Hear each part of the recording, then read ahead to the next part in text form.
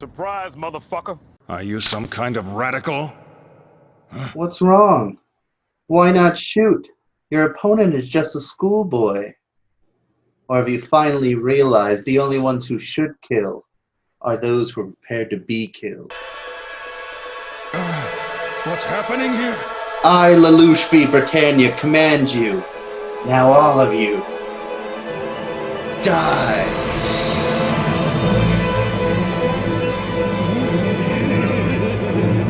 Happily, Your Highness!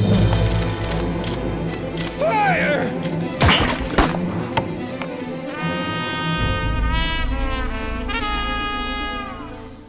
Hello everybody, and welcome to another casual analysis on Anime Casuals with your singular host, Michael. Today we are talking about the anime OneRoom. Why am I talking about it? Because Lucky is an evil man, and he gave it to me as a punishment for one of our games. What is OneRoom?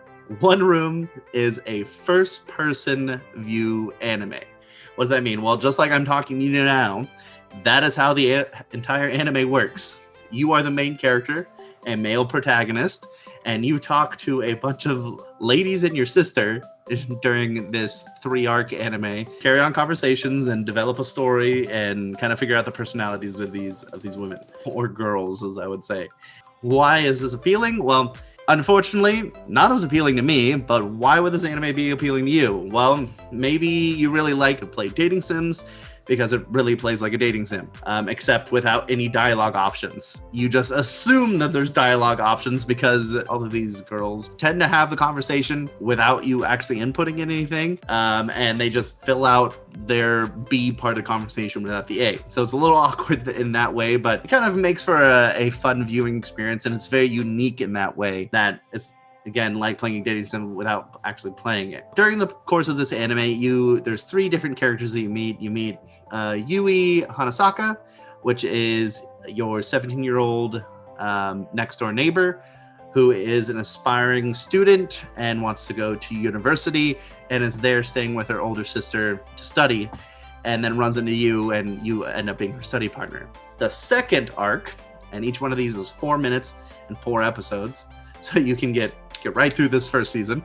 The second character is Natsuki Momohara, and she's your younger sister. She's like 14 and in middle school, and she kind of comes to stay with you over her summer break. And the last character, which is the most interesting character to me, is Moko Aoshima. She is the 21-year-old childhood friend who is an aspiring singer-songwriter who's kind of just not making it in that field. So I'm going to go through, talk about each character, each of the story arcs. We'll see if you enjoy this anime as much as I did, because you can easily pause right now, go watch the anime, and come back. If you let the video keep playing, you'll probably be done with 2 episodes by the time I'm done talking. So let's start with Yui. Yui Hanasaka is your next door neighbor for the remainder of this test and trying to study and being her older sister's roommate. Yui and you kind of develop a relationship. Again, she's carrying on the conversation, so things just naturally develop without too much input. And eventually she goes, "Hey, can you help me? You're my older senpai and you've already been through this." And you apparently say yes, even though you don't actually make any sounds. That's kind of what's fun about this anime, is you can input lines in your own head. Yui's little arc is very cute and innocent, but really doesn't go too much. It's like very much an intro to what OneRoom is. The second arc is Natsuki Momohara, who's your younger sister, and this is where things get a little weird for me personally. This is episodes 5, 6, 7, and 8. She's visiting you to kind of be like, older brother, like, remember you still have a younger sister and I haven't seen you in a long time. You know, you're working hard and maybe you're a university student. I don't know.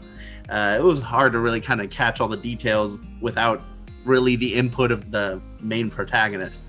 It's really hard to call him a main protagonist because he does nothing. So Natsuki visits you over the course of like the episode 5. You kind of get the idea that she missed you and she's kind of worried about you as an adult who's living by himself. In the next episode, she does some awkward stuff where she like basically tries to do like older woman things and be like, you know, this totally works on other boys. My friend said so. And it's like, well, this is now becoming awkward. You're my younger sister. So what you would do on boys wouldn't work on your brother because, that's not the type of relationship we have. And so that's where kind of this whole arc gets awkward because she kind of like is playing that kind of girlfriend / sister role that, you see in other anime. And it's like, I guess this is where we're going with this arc. And then it kind of goes back to a more innocent feel where she's like, hey, I feel like you're kind of slipping away from family. You're kind of living alone.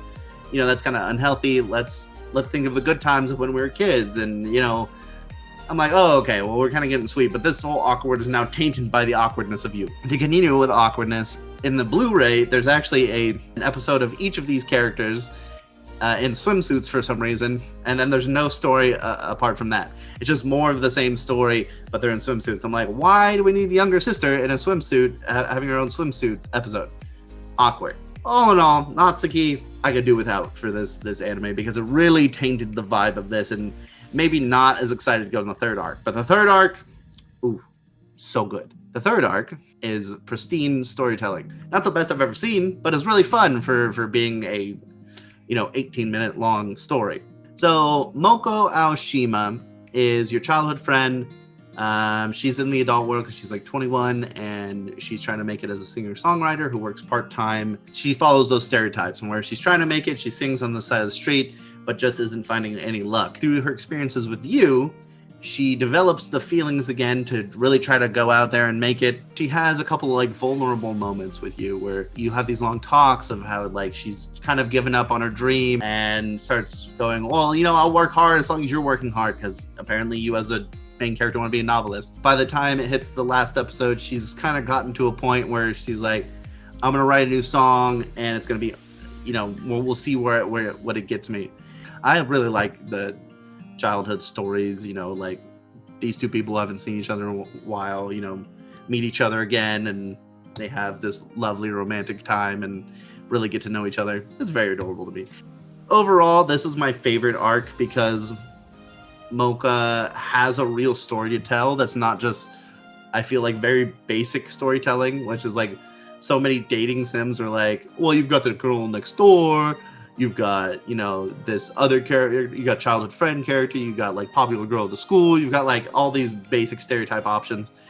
But the fact that they went a little bit deeper instead of just touching on the childhood friend, be like, she has this whole story to her, that's what I thought really wrapped up this season nicely.